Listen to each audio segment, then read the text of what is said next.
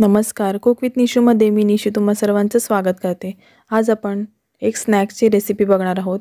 आपण आज पोहे आणि बटाट्यांचे पॅटीस बनवणार आहोत। हे पॅटीस अगदी घरच्या उपलब्ध असलेल्या साहित्यामध्ये होणार आहेत, परंतु इथे काही चुका होऊ शकतात। त्या चुका कशा टाळायच्या हे देखील मी तुम्हाला व्हिडिओ चालू असताना सांगेल, त्यामुळे व्हिडिओ स्किप न करता शेवटपर्यंत नक्की बघा। पॅटीससाठी लागणारे साहित्य आपण इथे बघूयात। त्यासाठी इथे मी 2 मध्यम आकाराची उकडून घेतलेली बटाटे घेतलेत, 1 टोमॅटो बारीक चिरून घेतले, कांदा बारीक चिरून घेतलाय, 5 ते 6 फरसबी बारीक चिरून घेतलेले आहेत, 1 वाटी पोहे घेतल्यात, तसेच पाव चमची हळद, अर्धी चमची गरम मसाला, अर्धी चमची घरगुती मसाला, अर्धी चमची धणे पावडर आणि अर्धी चमची काश्मीरी लाल मिरची पावडर घेतले। तसेच मी इथे आलं, लसूण आणि कोथिंबीरची पेस्ट घेतलेली आहे 1 चमचा, बारीक चिरून घेतलेली कोथिंबीर, चवीनुसार मीठ आणि अर्ध्या लिंबाचा रस इथे मी घेतलाय। सर्वप्रथम आपण पोहे स्वच्छ धुवून घेऊया आणि नंतर ते एका जाळीवर आपल्याला पाणी नितळत ठेवायचं आहे। व्यवस्थित आपल्याला हे पोहे भिजवून घ्यायचे आहेत। इथे पोहे भिजवताना माझ्याकडून एक चूक झाली, ती म्हणजे मी पोहे धुवून नंतर ते परत पाण्यामध्ये भिजवत ठेवले, पण तुम्ही असं करू नका। पोहे एकदा धुवून झाले की नंतर ते एका प्लेटमध्ये किंवा जाळीच्या चाळणीवर पसरवून ठेवा, जेणेकरून त्यातलं जास्तीचं पाणी असेल ते देखील निघून जाईल आणि ते कोरडे होतील।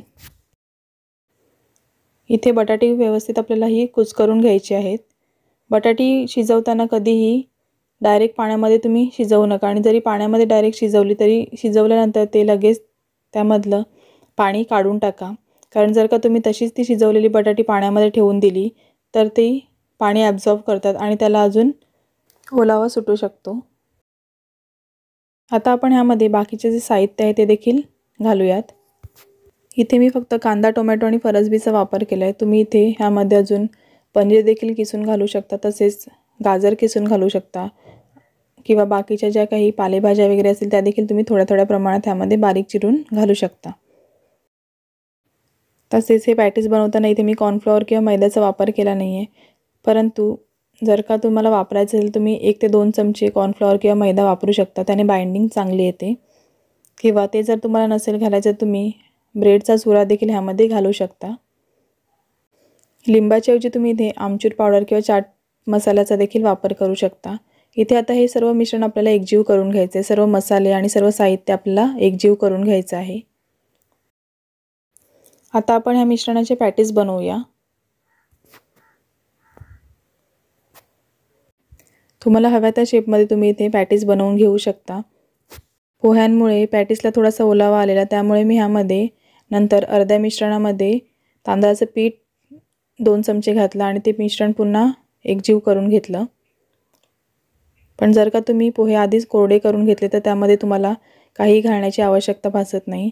आता इथे मी पॅटीसमध्ये थोडंसं चीज घालते। इथे मी माझ्याकडे मोझरेला चीज होतं आणलेलं, ते थोडंसं यामध्ये घालून घेतले। आता अशा पद्धतीने आपण पॅटीस पॅक करून घेऊया आणि बाकीचे पॅटीस देखील असेच तयार करूया। तुम्हाला जर का चीज घालायचं नसेल तर तुम्ही ते स्किप करू शकता।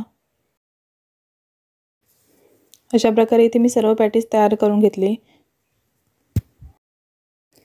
मी इथे कॉर्नफ्लॉवरची स्लरी बनवून घेतली। इथे मी 2-3 चमचे कॉर्नफ्लॉवर घेतलं होतं आणि त्यामध्ये पाणी घालून अशा पद्धतीची कन्सिस्टन्सी तयार करून घ्यायची आहे। आणि एका साईडला मी आपल्या ज्या भाजलेल्या शेवया असतात, बारीक शेवया, त्या देखील चुरून घेतलेल्या आहेत। तुम्ही ह्याऐवजी ब्रेड क्रम्स देखील वापरू शकता। माझ्याकडे ब्रेड अवेलेबल नव्हता म्हणून मी इथे शेवयांचा वापर करते। अशा प्रकारे पिठात घोळवून नंतर ते आपल्याला शेवयांमध्ये असं डिप करून घ्यायचे आहेत। व्यवस्थित त्याला सर्व बाजूने शेवया आपल्याला लावून घ्यायच्या आहेत। शेवयांऐवजी तुमच्याकडे जर का ब्रेड अवेलेबल असेल तर तुम्ही ते ब्रेडचा वापर करा। एका पॅनमध्ये मी 1 ते 1.5 पळी इतकं तेल घालून घेतले। तेल चांगलं गरम झाल्यानंतर आपण जे पॅटीस बनवून घेतले ते ह्यामध्ये शॅलो फ्राय करून घेणार आहोत। आपल्याला हे मीडियम टू लो फ्लेमवर छान गोल्डन ब्राऊन होईपर्यंत शॅलो फ्राय करून घ्यायचे आहेत। मिश्रणामध्ये जर का ओलावा राहिला तर पॅटीस लगेच विरघळायला लागतात, त्यामुळे एकतर तुम्ही अशा पद्धतीने शेवया लावून घ्या किंवा ब्रेड क्रम्सने कोट करून घ्या, नाहीतर 1 ते 2 चमचे इतकं कॉर्नफ्लॉवर त्या मिश्रणामध्ये घालून ते मिश्रण पुन्हा एकजीव करून त्याचे पॅटीस बनवून ते तळून घ्या। सुरुवातीला मी जेव्हा पॅटीस बनवले तेव्हा ते थोडेसे मऊ पडायला लागले, त्यामुळे मी ते पुन्हा पॅटीस काढून घेतले तेलातनं आणि त्यामध्ये 2 ते 3 चमचे तांदळाचं पीठ घालून घेतलं आणि त्याचे पुन्हा पॅटीस बनवून घेतले आणि ते शॅलो फ्राय करून घेतले.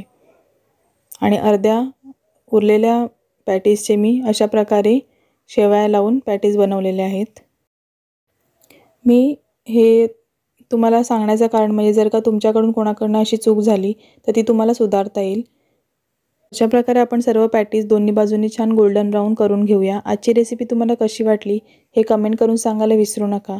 तसेच तुम्हाला जर का मी बनवलेल्या रेसिपीज आवडत असतील तर व्हिडिओला लाईक करा आणि चॅनलला अजून जर का सबस्क्राईब केलं नसेल तर प्लीज सबस्क्राईब करा आणि बाजूला असलेले बेल आयकॉन आहे ते देखील प्रेस करायला विसरू नका. आता आपले जे पॅटीस रेडी आहेत ते आपण काढून घेऊया आणि बाकीचे पॅटीस देखील अशाच प्रकारे आपल्याला शॅलो फ्राय करून घ्यायचे आहेत. आता हे जे मी पॅटीस घालते त्यामध्ये मी थोडंसं पीठ मिक्स केलं होतं, हे तुम्हाला मी आधी सांगितले आणि ह्यामध्ये आधीच तेल असल्यामुळे मी इथे आता तेलाचा वापर करत नाही आहे. अशाच प्रकारे आपल्याला ते दोन्ही बाजूनी गोल्डन ब्राऊन होईपर्यंत फ्राय करून घ्यायचे आहेत. जर अगदीच आवश्यकता भासली तर आपण थोडंसं तेल आपण ह्यामध्ये नंतर घालू शकतो. सर्व पॅटीस तयार आहेत. आता आपण ते टोमॅटो केचप बरोबर सर्व करूया. आजचा व्हिडिओ आवडला असेल तर लाईक करायला विसरू नका. Thanks for watching this video.